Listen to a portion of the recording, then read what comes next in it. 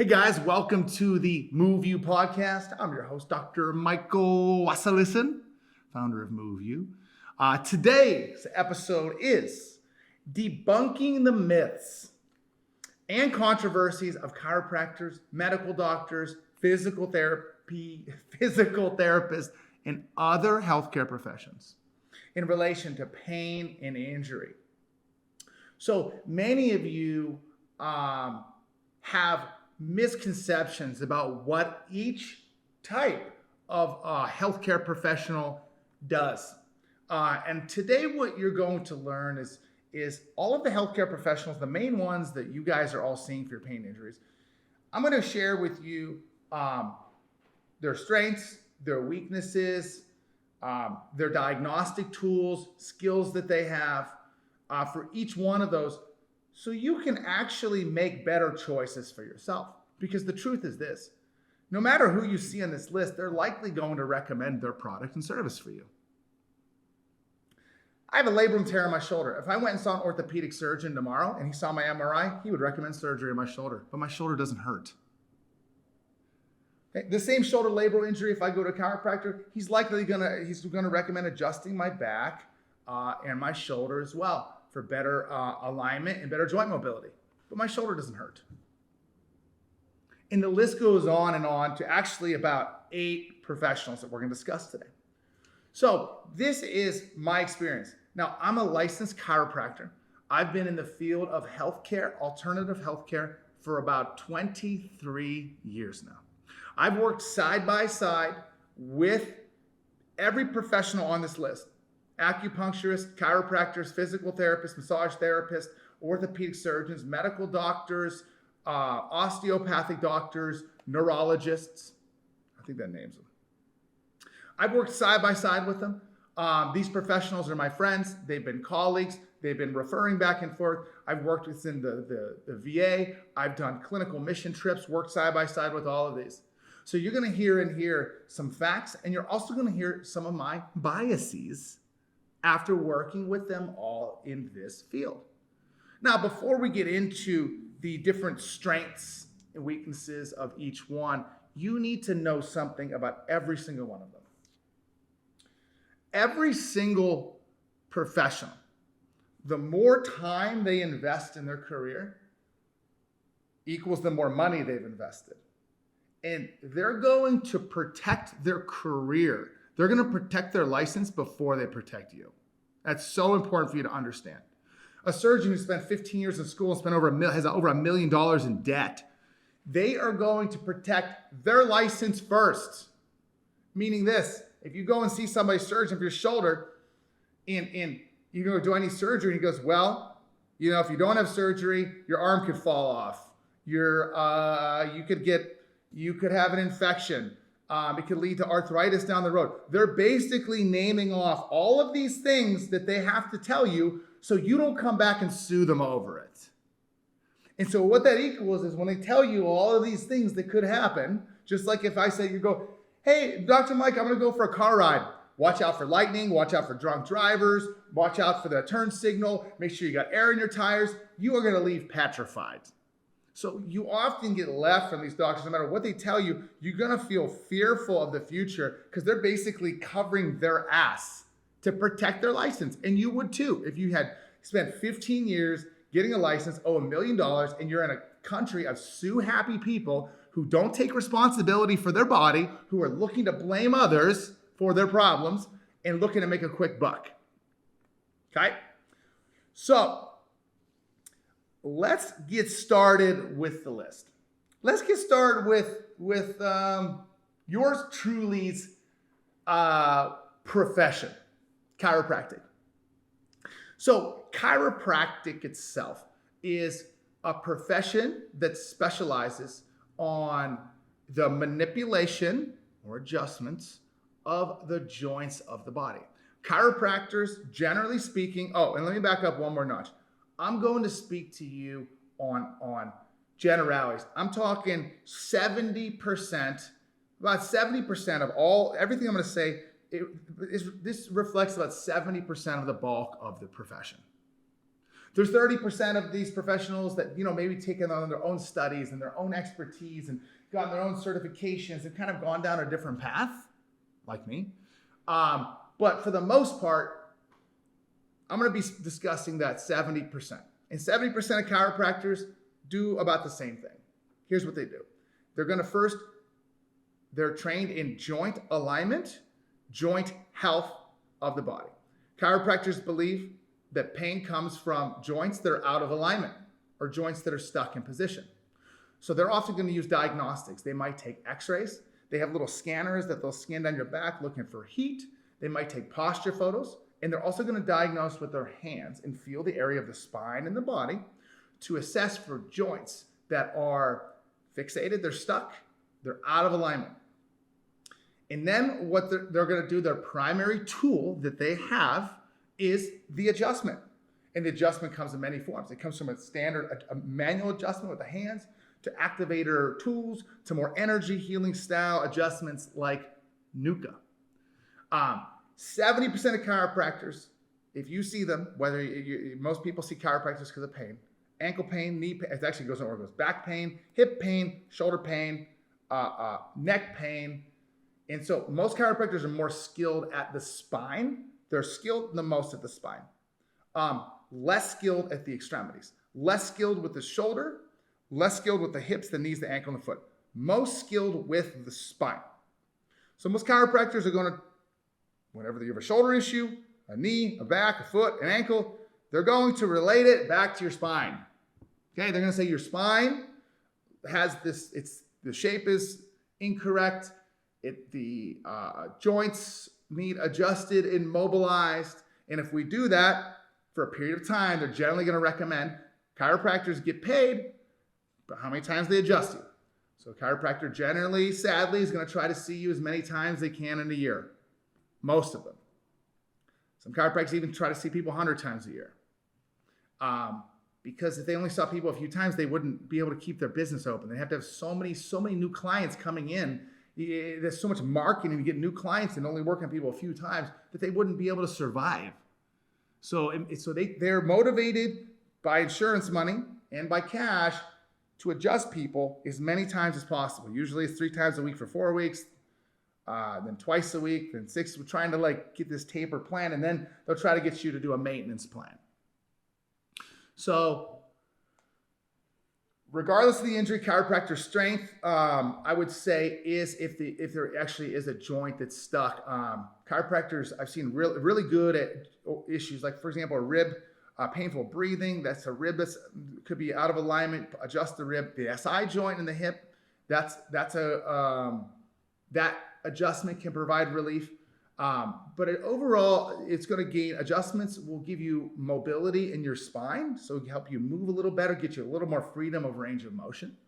My opinion, though, that the chiropractic was built in 1897, saying that the subluxation or this joint out of position is the root cause of all illnesses. And I just haven't seen that to be true. I've seen it to be true maybe a handful of times in 20 years.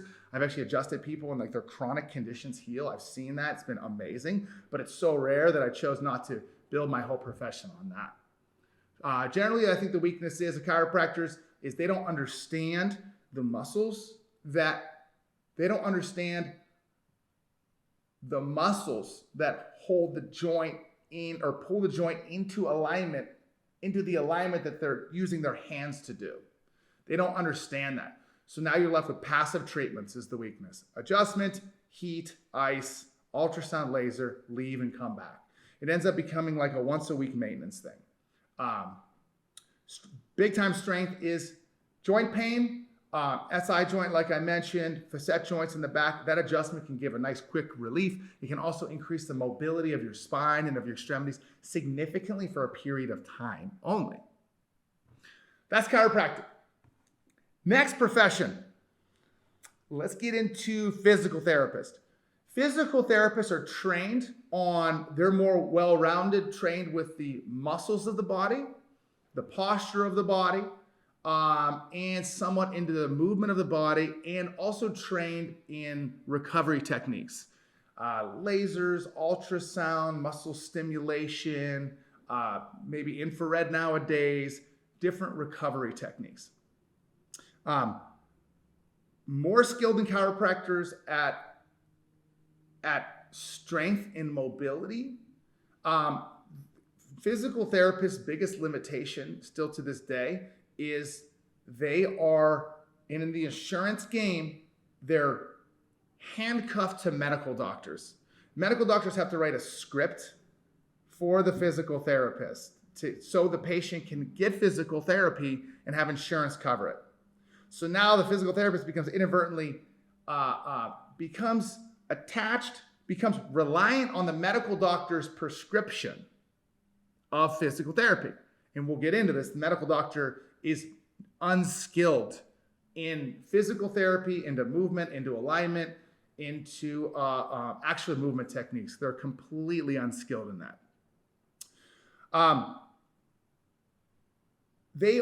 Physical therapists, I believe, are very useful for post-surgical, even acute phases of injury, where passive modalities can help accelerate the process. Passive like stretching, therapies, like I mentioned, stimulation and laser to help with muscle recovery. I've seen much of their weaknesses be in the inability to progress people. Here's why. It's because insurance only pays for pain. They go, when you're out of pain, you don't get paid anymore. And almost all these healthcare professions, a couple aside, are reliant on insurance money. And so they either have to lie in their notes and say that you're still in pain, or when they're out of pain, the treatment stops. And therefore, treatment plans usually stop when someone is just out of pain. Meaning there's a line. Pain, the second you're out of pain, no more care. And what that does to your care means that physical therapists, their scope, 99% of the time, is very, very basic exercises. And they usually rinse and repeat. You do the cat-cow, the leg over stretch, the same stretches and exercises that you're going to get on Instagram. They are often teaching that. And unfortunately, because insurance pays less and less money, the physical therapist can spend less and less time with you. And so now what the physical therapist does is has physical therapist assistants, which are low level of training, and they're the ones making sure that you're doing the exercises. And so you're getting somebody who does not have the skill level as the physical therapist, monitoring your basic version of exercises. And so quality of care is dropped because of insurance, because it has to be physical therapists and chiropractors need more volume in their practice to be able to make money than they once did back in the magical 80s and 90s of insurance. So now what you're getting is very low level exercise, very basic. I'm talking YouTubeable, Instagrammable exercises that you can do on your own, followed by usually some passive therapies, some massage and some stretch. But if your goal is to get back to living an active life, they can only get you, if you're a level 0 and level 4 is getting back to running, they can only get you to level 2, because anything after a 2, you're technically not in pain. And so they haven't trained. They're not trained, and they don't practice running technique, walking technique. They don't practice lifting techniques. They're not trained in that because insurance doesn't cover that, because at that point in time, you're technically out of pain. So there's a huge gap that people find from very basic exercises, then PT cuts off, and then you're on your own to close this gap of getting back into exercise. And it leads to the next profession, medical doctors. Medical doctors are like the global, they're like what can I say the word? It's like, they kind of catch everything in a way. They know a little bit about everything. Medical doctors, what they use for diagnostics is if you go and see them with shoulder pain and you go see a medical doctor with back pain, they're generally going to run diagnostics. Medical doctors, surgeons, they do about the same thing. They're going to send an x-ray out. They're going to diagnose you based on what your x-ray shows. Okay. Generally speaking, they can do some orthopedic tests. They'll do muscle test. Maybe some of my notes don't even do this anymore. Do some muscle testing and orthopedic tests to help pinpoint the source of the pain. But most of them just bypass that and just take x-rays, and whatever the x-ray shows is what the reason you have pain is, which is not accurate. So if you see a medical doctor with back pain, they're generally going to take an x-ray of your back, and they're going to say that they're going to look for something serious on there. Once again, they're protecting their license because 1 out of 10,000 times or 1 out of 1,000,000 times, it's something like cancer or something like some old fracture. It's so rare. So they expose people to heavy amounts of radiation to rule out the 1 out of 1,000,000 chance. So they're generally going to send you for an x-ray. And the tools that they have are this. They really only have 2 tools. They have their imaging to diagnose, and then they have pills. That's all they have. They can prescribe. They're generally going to give people an anti-inflammatory to bring inflammation down, and then a painkiller to help with the pain. So none of those address the root cause whatsoever.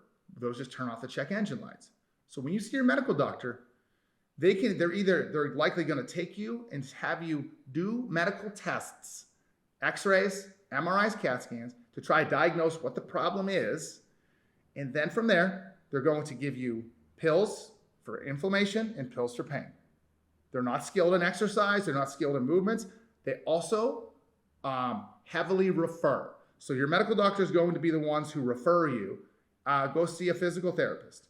Now you're going to go see, if the physical therapy doesn't work, go see the surgeon. And this is where the problem begins.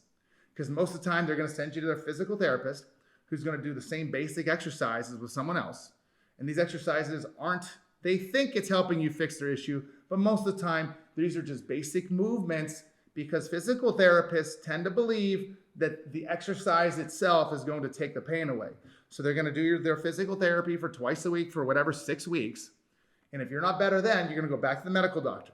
And then at this point in time, the medical doctor is going to say, if the physical therapy didn't work, let's get maybe another test, an MRI for a second test, or they're going to send you to a surgeon.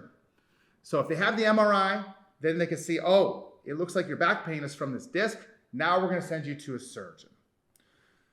So at this point in time now, you're going to head to this orthopedic surgeon. Now there's 2 types of surgeon. There's a neurologist and an orthopedic surgeon. Ortho means joint, neuro means nerve. So your neurosurgeon is going to deal with nerve issues. So if you have sciatica down the leg, issues with like nerve pain down the arm, you may see a neurologist for that, a spinal neurologist or a spinal surgeon. So there's also spinal surgeons as well. Spinal surgeons, neurologists, I believe those 2 are connected together. I believe there's overlay in there. So now what's going to occur is this. You're going to see this spine surgeon. Now remember, their tool is surgery. That's all they know. They are really good at surgery. That's what they have. They have an x-ray and an MRI to diagnose you. And then they have surgery as a tool. That's what they do. Many people will try to jump and go see, my back hurts, and see a surgeon. I'm like, they know surgery. Do you want surgery? Many of you don't know this, but you literally continue to abuse yourself. It's literally an abusive relationship where you've had 5 surgeries and you go see a surgeon expecting something different and then you get another surgery. So surgeons, their strength is surgery. If you see a surgeon, they're going to qualify whether they think you need surgery. That's what they're going to do. And they're going to do that generally where they're going to check their boxes and go, you tried physical therapy, didn't work. You go, yeah. And then they're going to look at your body and they're going to see if you need, they're going to say that thing in your back right there is causing your sciatica. It'll be a quick surgery, minimally invasive. We'll go in there and we're going to cut the disc off. We're going to cut a piece of the disc off. It'll relieve pressure off the nerve. And then just go back to your physical therapy for 2 times a week, whatever, to do your same basic things you did before, pretty much. And then they probably will say, then you'll be good to go. Or what happens is this, the surgeon looks at you and goes, there's no surgery for you. Or the surgeon does the surgery and your pain comes back and you see the surgeon again and he goes, there's no other surgery for you. Then they send you to pain management doctors, which are they're the worst of the worst. And I've worked with them side by side. I've worked in pain management offices. They literally are the closest thing to the devil of healthcare that exists.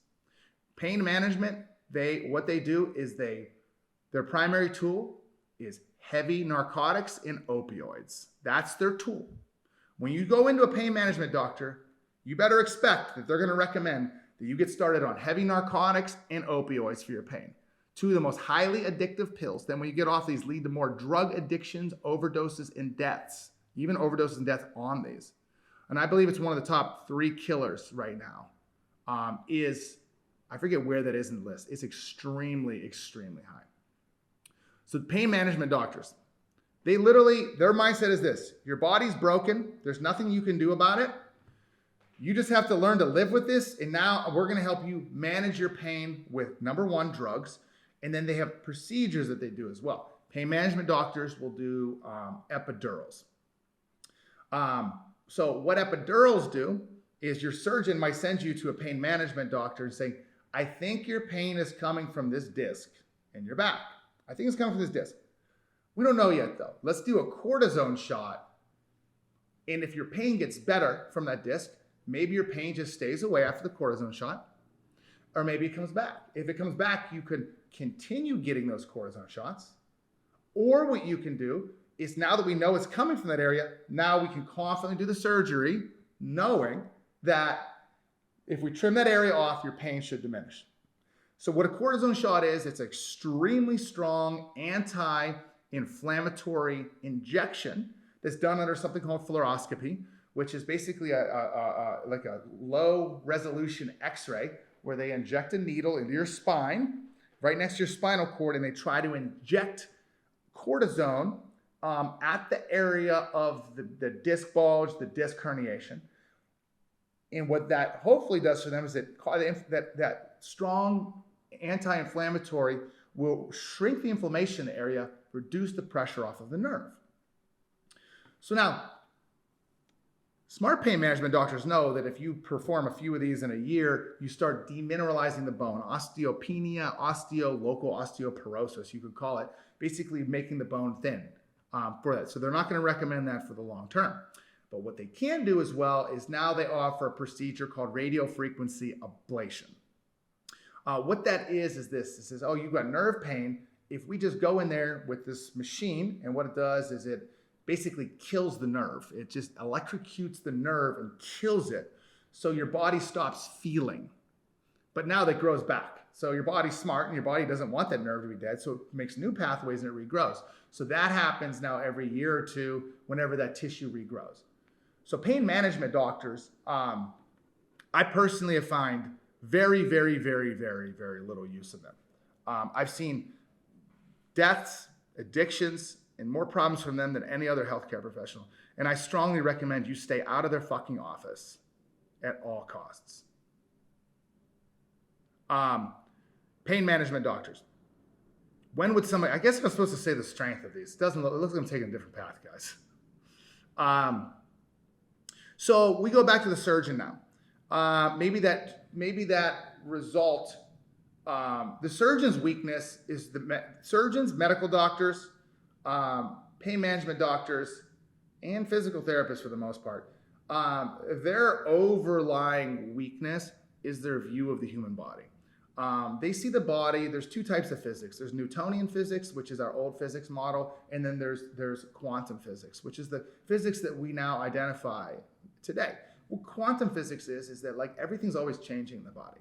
There's always room for growth. Nerves regrow, nerves make new connections. Our mind grows, we improve. Like we can evolve mentally, physically, and overcome.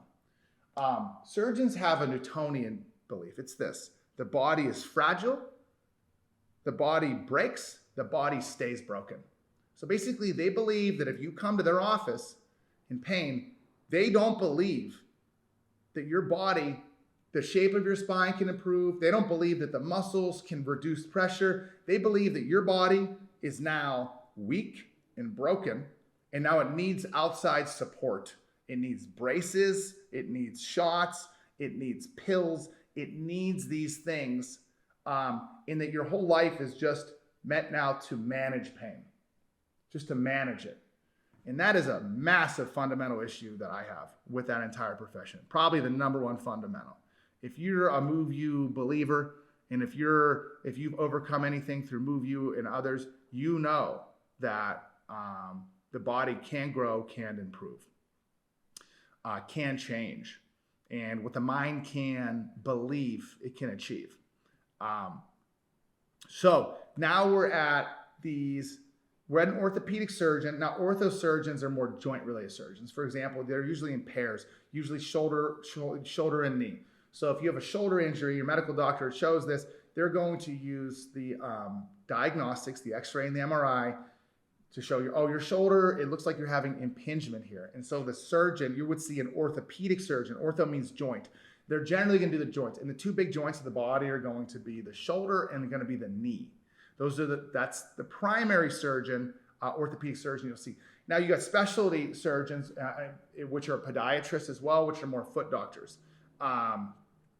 They still have the same view that the body's broken. We might get into that one. We might not get into that one. So the orthopedic surgeon they're trained just like the neurologist, spine surgeons trained. They're trained to do the surgery in that particular area of the body.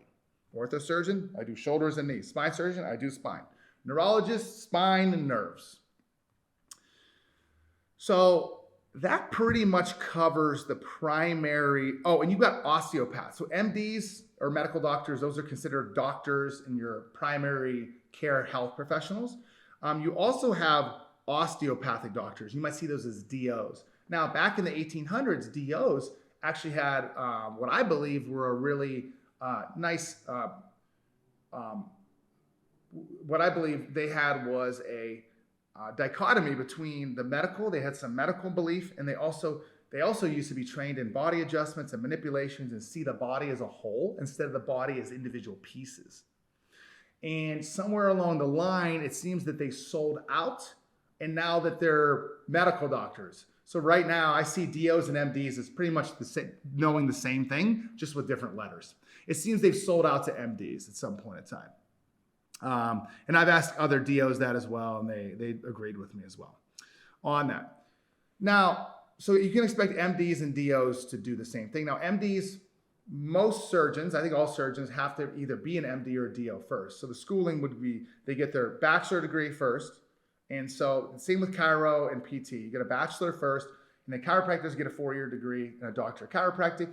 Then MDs and DOs get a 4-year degree in medical doc or osteopathic doctor.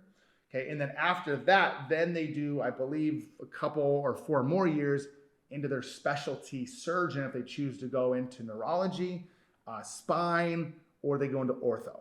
So that's another 4 years in that path.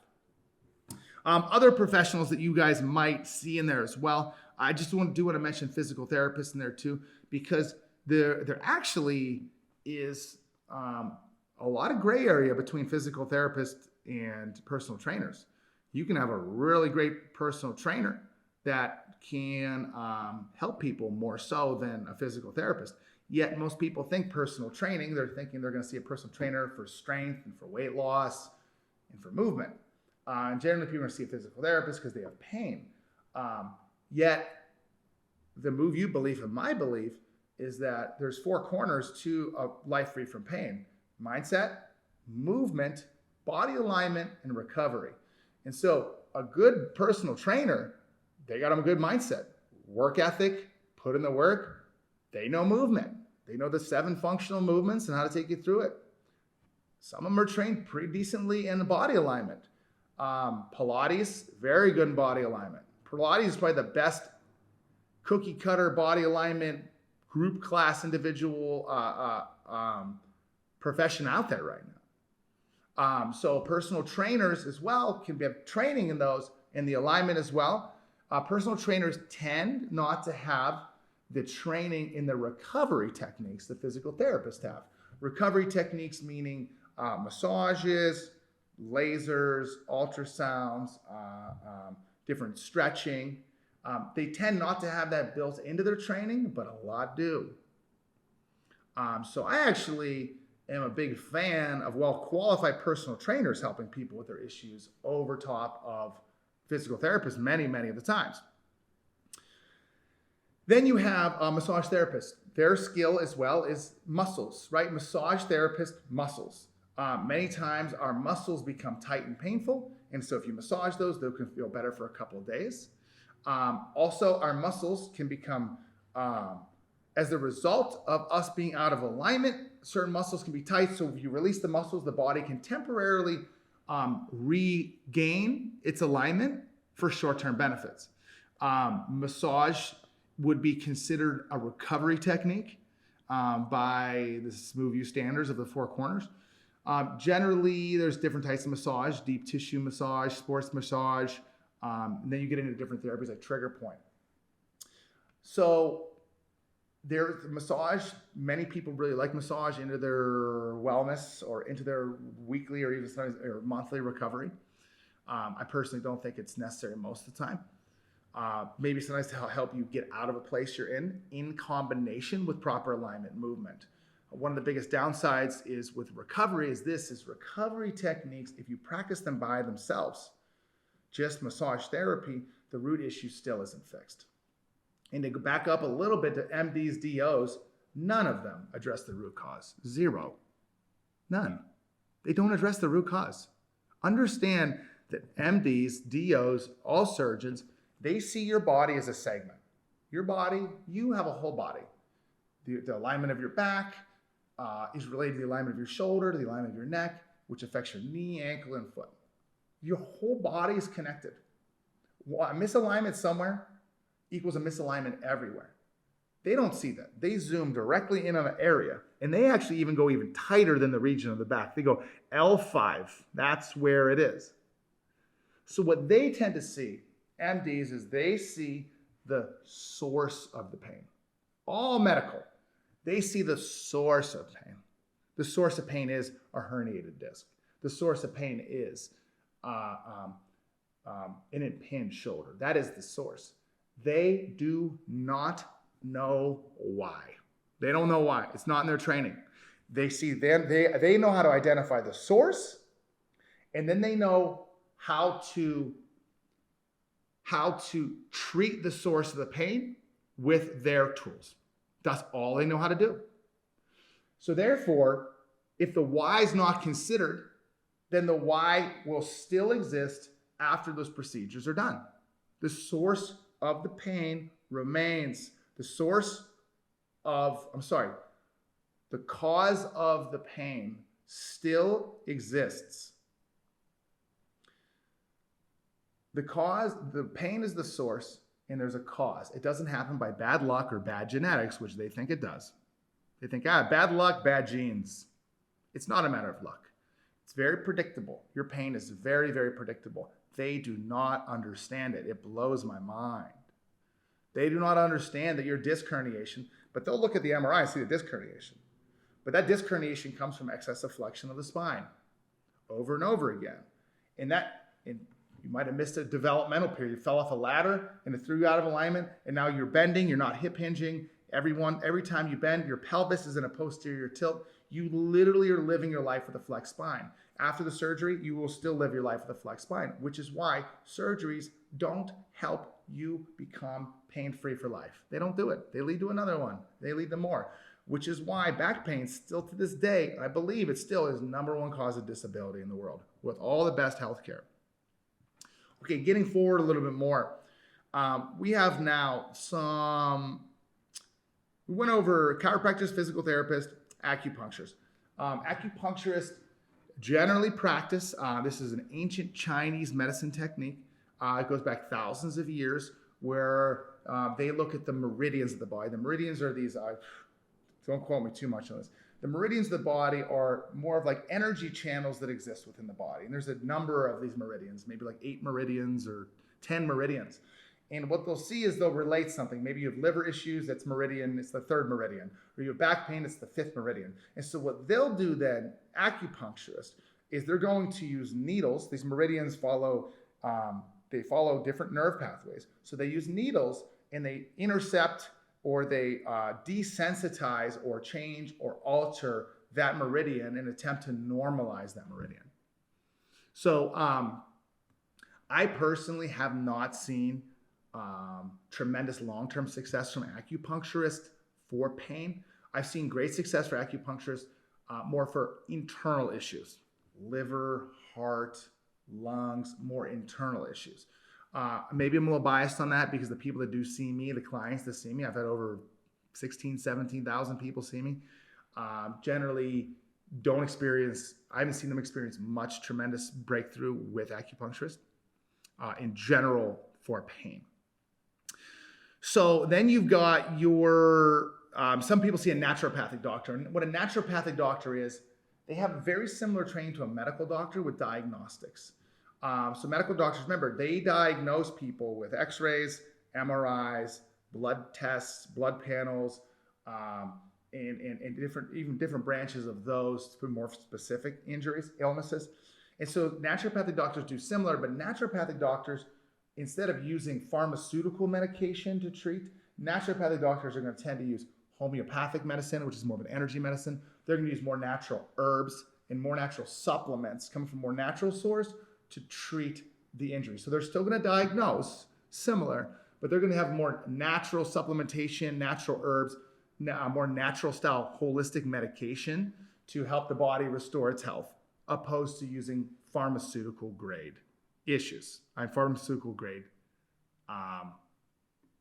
pharmaceutical drugs. I guess we can get into podiatrists.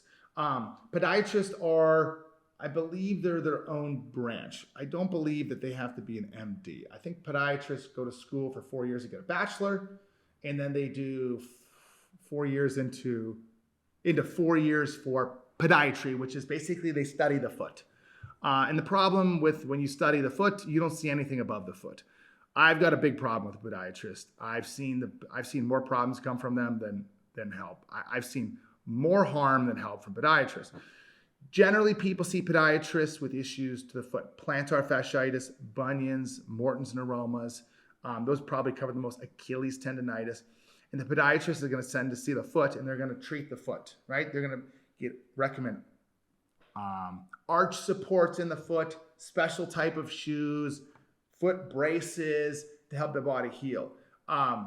They don't see anything occurring above the foot. They're blind to that. They think the foot is the foot, and it's not even connected to the body. It's like that one movie. They see the foot as like the, what's the movie with the hand? It's like that new series. Martine, do you know what that is? It's a hand. It's like a real popular Netflix series. All it is Wednesday. It's a hand. There's nothing else. And that's how podiatrists see the foot. It's just this foot that just moves around. So I'm not a fan of podiatrists at all, actually. Because anytime, if you would actually break your foot into bits, you often would need a foot orthopedic surgeon and not even a podiatrist to do that. So in summary here, there are many types of, there are the primary types of healthcare and alternative healthcare practitioners that you see for your pain. And many of you go to the wrong place or go somewhere expecting something different. But hopefully today I helped you understand each profession, what they're good at, what they're not good at, what their limitations are. So you've got chiropractors, joints adjusting, physical therapists, therapies, recovery techniques to the body, some movement. Physical therapists generally are poorly trained with alignment. Chiropractors are more trained with alignment than physical therapists. But chiropractors know how to address alignment with their hands, where physical therapists, chiropractors don't know how to address alignment with body mechanics. They're not good at that. If you studied and become good at that, that's different. But I'm always talking the 70%. Physical therapists, therapies, stretching, basic exercises to help you get out of pain. They tend not to see the body as something that can change either. They see the body as something to be treated. Medical doctors, the catch-all, they tend to diagnose people off of special tests, x-rays and MRIs, and then to refer people to the specialty after that. Back pain, x-ray, go to PT. That doesn't work, go to, you're gonna go see a spine surgeon or a pain management doctor. Usually spine surgeon first, or neurologist first, and they're going to qualify you for surgery. And if you do have surgery, it doesn't work, or if you're not qualified, you're going to go to a pain management doctor. And pain management doctors are one profession I just wish I could hit a button and just eliminate completely, because they get people hooked on opioids. It's a very, very depressing atmosphere of addicts that come in every single month to get their fix. They offer all symptom relief, nothing to address the cause. And then you leave feeling pretty bad about yourself afterwards and about the potential of your life. You got your spine surgeons, you have your acupuncturists who use meridians and needles, massage therapists that use their hands and muscles. You've got your neurologist nerves, your massage therapist muscles that I said. And yeah, and as a final note on this, even to clarify the whole aspect of MDs, DOs, spine surgeons, orthos, even a lot of PTs, is what they'll do is this. They think that the cause, they identify what's wrong with you based on MRIs and x-rays. I just saw somebody last week who had the most obvious QL adhesion in his back. The thing was coming out of his skin. I just saw it yesterday. You could see it out of his skin. Nobody, he's seen MDs, surgeons, nobody even looked at it. They just go, your back hurts, x-ray, MRI. The MRI shows a disc herniation. They just think it's a disc herniation because they don't know how to see the body as a whole. They only see the body in pieces. Again, as well, understand that all of your professions are fueled. This is a capitalistic economy, meaning money rules. Your doctors and healthcare professionals and chiros and PTs, generally speaking, are going to be motivated to recommend you things that make them the most money. The most visits, the highest paid procedure. They're going to recommend it's a car dealership. They're going to want you to buy the high-end car with all the bells and whistles because they make the most money on it. Do know that we did go to school to help people. Yet the capitalistic economy, the financial gains from certain insurance payments tend to sway people tend to sway many, many doctors to cross the line of morality to justify why recommending you and performing procedures on you is okay for them to do. Money gets heavily in the way, but we tend not to think that because we see them in white coats. So we got many healthcare professionals out there. That's what each one of those does as a strength. That's the strengths of some. That's the limitations. That's kind of the intermingling of how those professionals work together and how they don't work together. Hopefully that helps you make better decisions about where to go for your body, which you really should just look inside first and fix your shit.